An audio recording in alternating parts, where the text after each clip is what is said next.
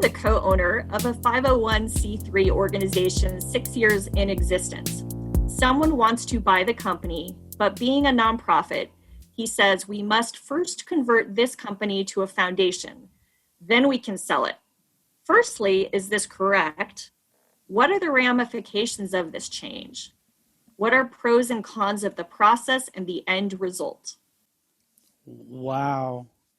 This might be my favorite question ever. Actually, my second favorite question.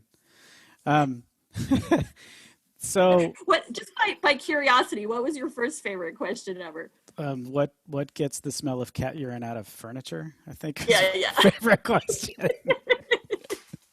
For those of you that don't know the story of that one, that's a secret question that you get if you're a member of ANN. You can go to the member page and find the bonus question that Stacy and I answered. That was an actual legitimate question that was sent to us, and so we answered it. But it's available on the ANN website in the members only section. So back to this one. So the first sentence of this just blows my mind. I'm the co-owner of a 501c3 organization, and so okay, let me explain this. You are actually the co-owner of every 501c3 organization in the entire United States, because 501c3s cannot have owners.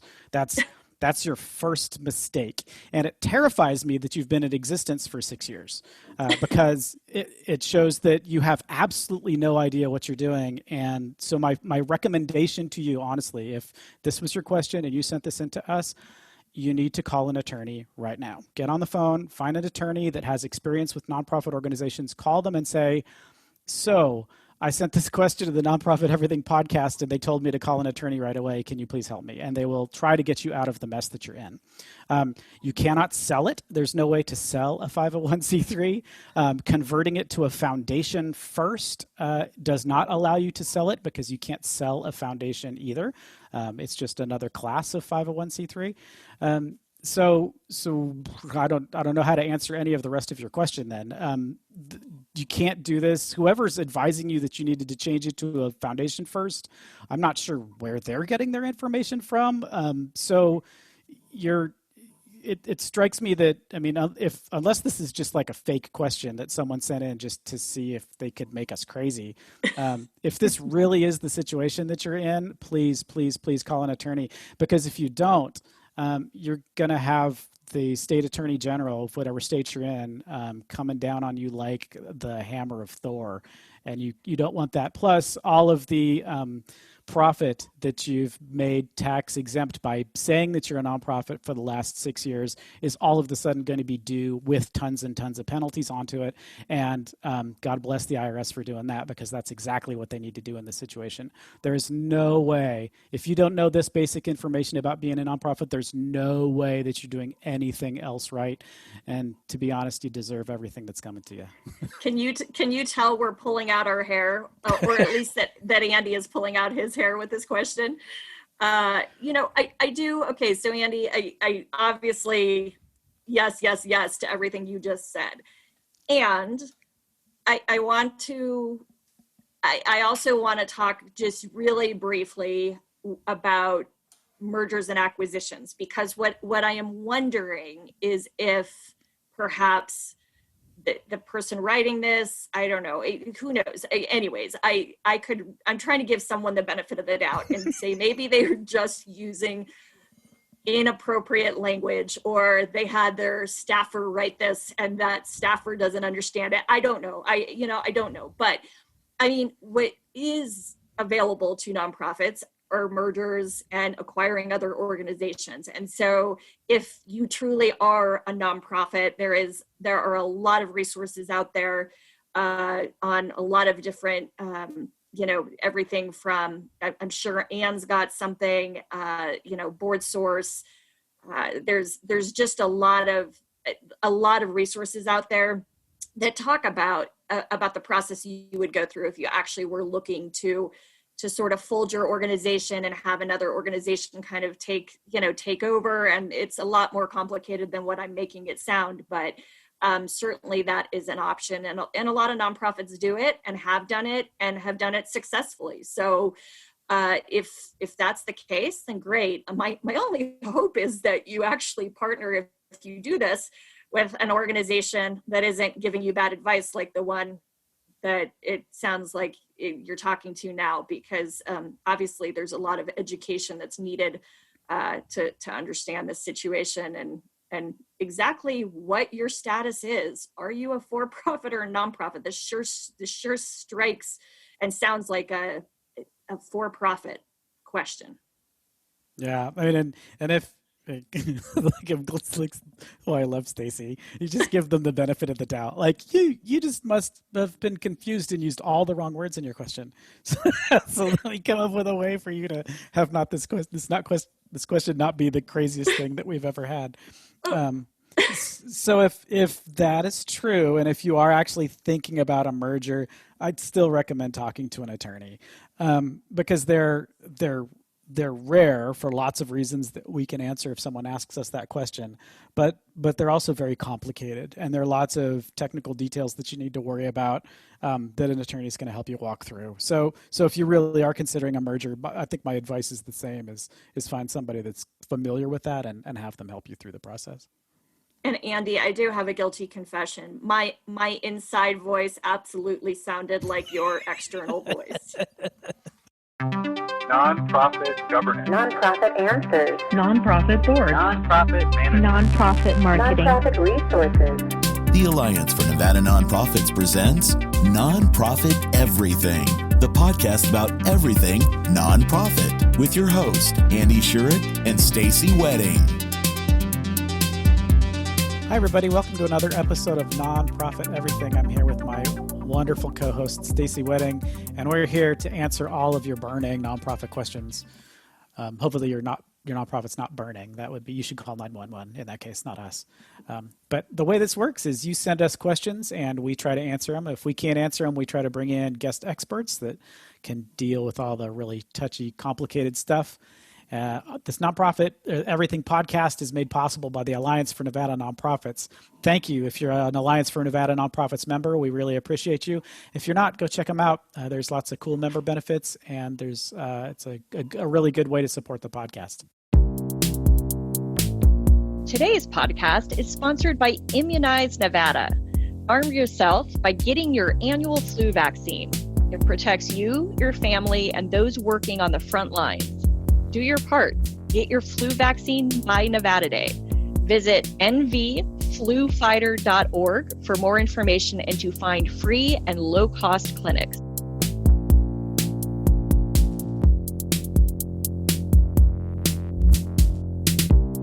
I founded a nonprofit almost a decade ago and currently serve as the paid executive director. Recently, one of my board members wanted to hire his friend to help us with marketing at an exorbitant hourly rate. He was going to donate the funds so our organization could then just pay out of those funds to his friend. Knowing that I disapproved of the rate, he proceeded to go around my back and approach the executive committee for their buy-in. Our treasurer told him to outline his verbal request in an email to the full executive committee and CC me as the executive director.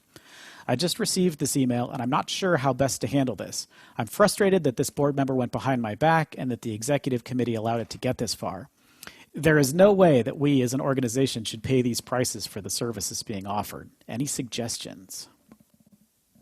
Well, it's interesting because I'm hearing two different things in this question, right? One where the person, the ED writing this or founder is not happy with the prices, but it sounds like it's more than that, because if this board member is going to pay for it, then I guess then the board member's argument, of course, is going to be, hey, I'm paying for it, so why should you care, right? So I think it sort of speaks to a larger, I think we've all seen things like this. I mean, but besides, even if it's not a financial conflict of interest, I wonder if it feels like there's other conflict of interest issues potentially at play. I don't know what this board member is really wanting, why they so desperately want this person or friend in their life hired, but that feels uncomfortable, right? And who says this person's the best person for the job? Like, that's my bigger concern,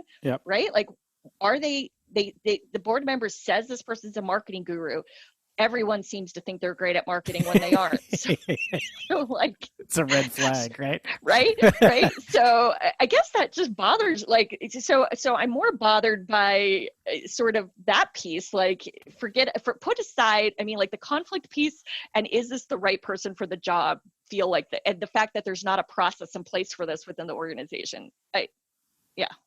Yeah, I think I'm on the exact same page on this one. So, and this although feels really familiar, right? This is a pretty typical challenge for an adolescent nonprofit, one that's sort of growing out of their baby phase, where the board does a bunch of stuff, and then they have trouble with that transition to adulthood, where the board is no longer a working board, they become a governing board, and you have to trust your staff to do the work. So this feels like one of those sort of adolescent nonprofit problems where the board has not been they're not really clear about what their actual role is, and so they're trying to insert themselves into something that's technically not their job. Because if you want to be the world's like grumpiest ED, like I used to be the world's grumpiest CFO, you can always say it's not in the budget. Right? We have a board approved budget and this marketing expense is not in the budget. So maybe next year when we do the budgeting process, if this is something the board feels is important, we can put it in the budgeting process and then do it the right way.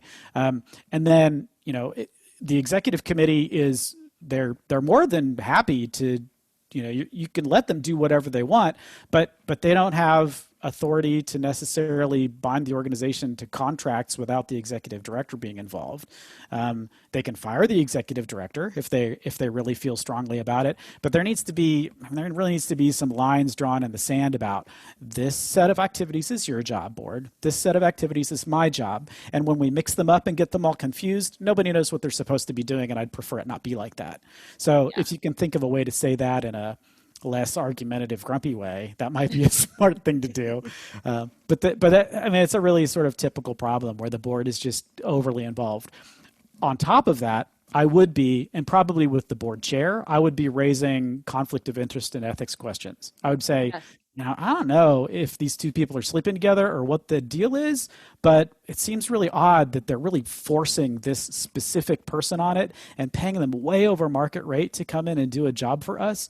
I kind of like being cool with the IRS and not having the state attorney general breathing down my neck for conflict of interest problems.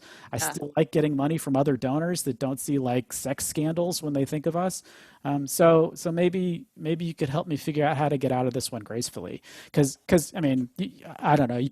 I think you can always sort of paint it in the most dire light of, I just don't feel comfortable with this, right? And see where that gets you.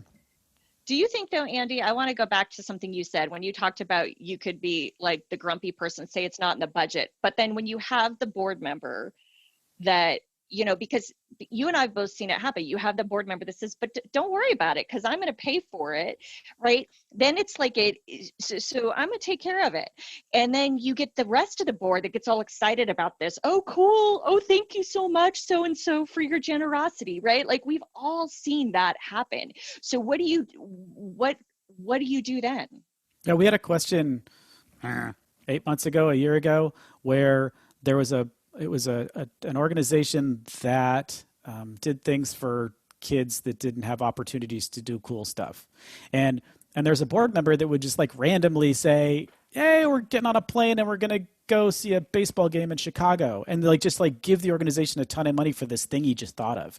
And that felt really uncomfortable for the executive director because it was the board, this one board member driving something just because they had the capability to shovel money at it. And I think, my argument against that would be that's a really slippery slope. We've got a mission, we've got a vision, we have programs. This is how we do our work. This is the mechanism that we put in place with our strategic plan and our budget to do our work.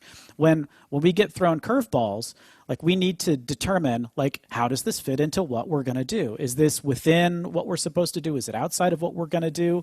I mean, maybe this is somebody who is just an amazing person who has tons of contacts and is going to help the organization do a lot of stuff. If that's the case, then I don't think there's probably a problem with it as long as you go about it the right way, which is saying, it's not on our budget. If the board thinks this is important, let's take a step back and let's look at the budget and figure out, like, how is this going to work? Are we going to sustain this over a longer, just like if you're adding more staff or if they were adding any other budget line item, it needs to be justified with, this is why this is an important use of donor funds. Even though the donor is telling you this is what you got to do, it's so dangerous, especially, and we've been talking about strategy. We've been talking about pandemic strategy and things like that, and a couple of other questions we talked about today, which may not be on this episode, it may be on a different episode, so you have to listen to all of them. But one of the really dangerous things you can do is respond to a donor walking in, dropping a bag of cash and saying, I want you to do this random thing I just thought of. Like, if you were only persuaded by the fact that the donor brought you cash and not about what the actual utility of the program that they're asking you to invest in, like, you probably need a different job. Like, one of your jobs is the executive director. One of your jobs is the executive committee and the board finance committee, is to make sure that the strategy and the activities of the organization are finely honed and are really doing what you're expecting them to do. And when somebody can just throw a bag of cash at you and say, hey, I want you to do this random thing, I think you're in so much danger of sort of losing control of what your organization is. And that would be I think that's how I would come back at, like, in an intelligent way, come back at a board that wants me to do something random, is to say, I hear you. I love your enthusiasm. I'm so excited that you want to invest in the organization. I can put that $50,000 to work in this way that would really have this impact on our community, or figure out what that investment would really mean. Because the rest of the board doesn't want to hurt this guy's feelings. The rest of the board doesn't want to be like, no, thank you, we're not interested in your whatever, love tryst, whatever it is. So, the board they don't want to be put in that uncomfortable position of telling somebody no. So you, as the executive director, that's the hard job, is you get to say, nah, my job is to protect the mission. My job is to protect the organization and make sure we're doing things right. And this isn't right. And I love that. And I also think, I think, specifically for this question, I do think some sort of email, since you've been CC'd on the email already, you're already aware of it. I think it's a great opportunity. I don't think these things are great over email. So I think your email response needs to be sort of like, here's some initial thoughts, and I'd love to have a discussion about this, because it's a great, we're in a great, sort of spin it positively. Like, we're in a great position that we actually need marketing support right now, but let's talk about sort of, the board's role in that, my role in that, and how those two interlap, and who makes decisions on contracts, and how you move forward.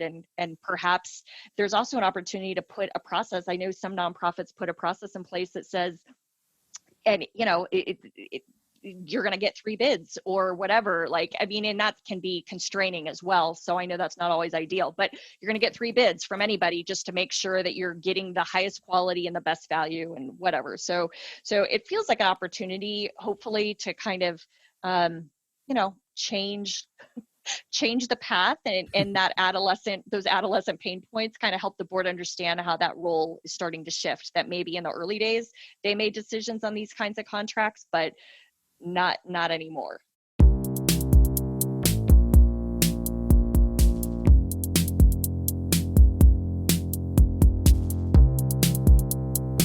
An employee who is always weeks behind on getting timesheets completed for grant reports, completing expense reports, and so on.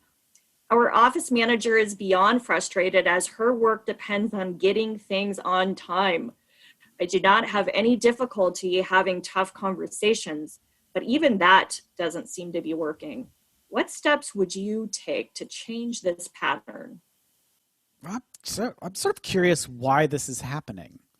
Because this doesn't feel like, so I was in an organization quite a while ago, and one of the things that we needed to do, because we were just on the cusp of growing and started to receive some federal and state money, which meant that we needed to start doing timesheets. We'd never done timesheets before because we didn't have to.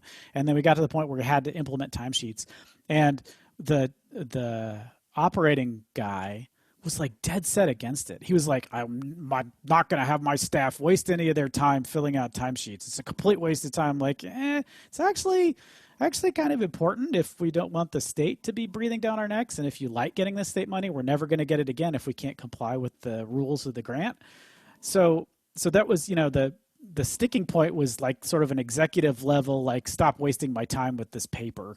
And eventually he came around, generally because of my force of will and righteousness. But when it's an individual and you've already had a tough conversation with them and it's still not changing, I would wonder like what it is that's making this person not be able to complete it. So it could be that they just don't have a process in place to make, because I know one of the things that I always had trouble with timesheets was I would leave it until the end of the week, just sit it on my desk and leave it till the end of the week. Plus the way that I worked, I just bounce around from thing to thing. My attention span is like, I got the attention span of a hummingbird. So like jumping around from thing to thing is like, if I actually like did my time as it happened, it would be like 5 minutes doing this, 2 minutes screwing around on the internet, 5 minutes doing this, 2 minutes screwing around on the internet, right? You suffer from bright, shiny object syndrome, don't absolutely, you? Absolutely. Squirrel. Absolutely. So for me, like, it was always a process. Like, I had to come up with a way of like, okay, how am I going to do this and make it be right, but not make it just some like time-consuming mishmash. So I'd really be curious and kind of drill down into like, so why is it that you're not doing this? Like, how can we help you? What process can we put in place to make sure that this gets done right? Tough conversations are great, but like if you're the parent of a young child, sometimes that's you catch more flies with honey than vinegar too. So like maybe you go full 7-year-old and put a sticker chart in her room, right? It's like every time you fill out your timesheet on time, you get another sticker. I don't know. See, there might be something in the reinforcement realm that works, but I'd really try to dig into why it's happening. I have to share that I'm a little surprised because I thought you were going to go hardcore on this one, Andy, because sometimes you do that with these HR things. But I echo what you said about the why, because I think until you understand the why, it really makes all of the rest a lot tougher to deal with or to come up with a solution for. So echo that. I guess the other thing, I think, not knowing what those tough conversations have looked like, I also think sometimes, just like you're asking the why, you also need to sometimes explain the why. I don't think so many times in organizations you see that they're just told to do something. An employee is given a new task, or they're told we need to start doing this.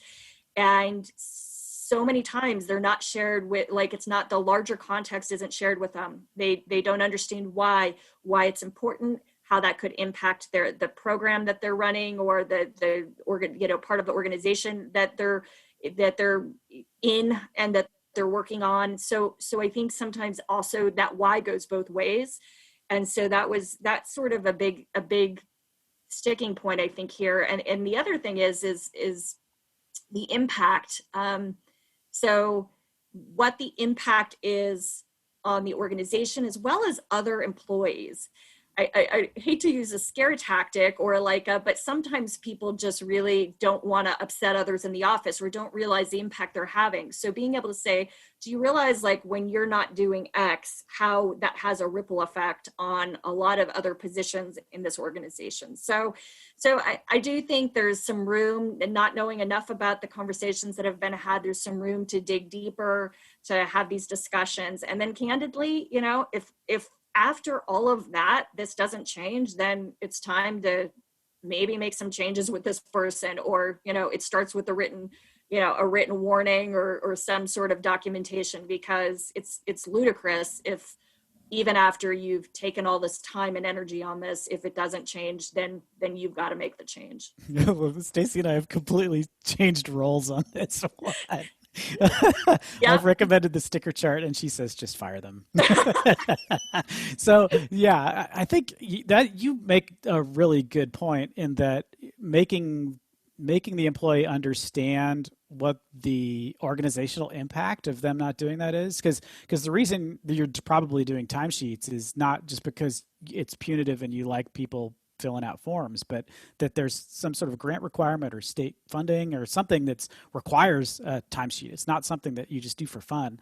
So, I mean, one of the things that if you've come up with sort of a unitized metric of what donated dollars mean for your constituents, that's always fun to throw back. We started sort of as a joke at Three Square when I was there, as one of the things that we talk about in marketing materials, and there's a lot of research to report to support it, was that for every dollar donated, that Three Square can generate 3 meals. I actually think the number's higher now. But that used to be sort of the joke when someone would come in and they'd ask for something and it was like, $15, and you'd say, really, is that worth 45 meals? Like that's 45 meals that you're not going to be putting into hungry mouths, and it makes people think. I mean, but there's always something that you could do. If you've got that unitized metric, maybe talk about what that really means by not getting that thing done and potentially losing that funding, what that really means for your constituents. That might be a good motivator too. You're right. I love it. And I also think that my hunch is, and really there's no basis for this, so okay, it's a random Stacy hunch, but basically I think so many times paperwork in nonprofits, we have a lot of people, and Andy, I'm sure you feel differently because you were always in sort of more of you wore a lot of hats, but let's just use your finance hat. Like there is a lot of paperwork and reporting and tracking and stuff with that.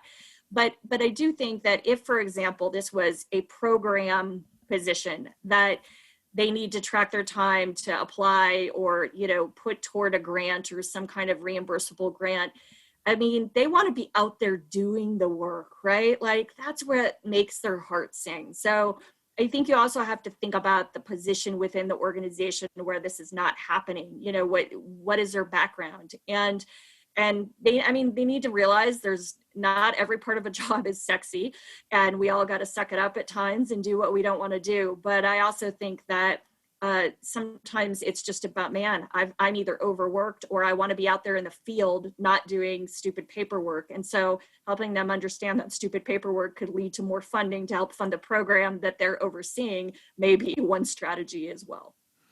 And it just made me think of one more thing as you said that, is depending on the funder, if the timesheet is required, the funder might actually also accept a time study. And that's where you don't actually have to record your time as it's happening, but you can sort of do a sample over a month and say, this is what I spent my time on doing all of these different activities over the month. And the assumption is that every month is exactly the same, so that you may be able to get away from the timesheet requirement if the funder allows a time study. It's something to ask about. Certainly kind of a not answering the question and sort of an end run around the whole process, but it's an option. Well, and we're kind of riffing off each other here, but the other thing I was thinking when you said that is there's also tools and technology so much these days that can make things that used to be really burdensome and laborsome, like easy and quick. So I'd also say if for some reason you get pushback, like this takes too much time or this process is ridiculous, like that's a great opportunity to look at other solutions. Maybe there's a cool timesheet app or something that you can brainstorm or research together, or this person can do that to come up with another solution, because maybe it's just the process is just ridiculous.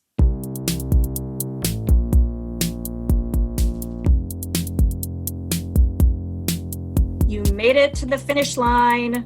Thanks for hanging with us and listening to us. And even when we're just being silly or annoying, sticking with us. So we really appreciate it. And we also super appreciate Ann and the Ann members. So Ann is the Alliance for Nevada Nonprofits, which we're sure you know about, but if you don't, check them out. We'll make sure to put their website in the show notes. And you can certainly become a member of Ann at any time. And Ann is the one that makes this podcast possible. So a huge thanks to Ann, its members, and to all of you, our listeners. This would not be possible without your listenership and your questions. So keep them coming.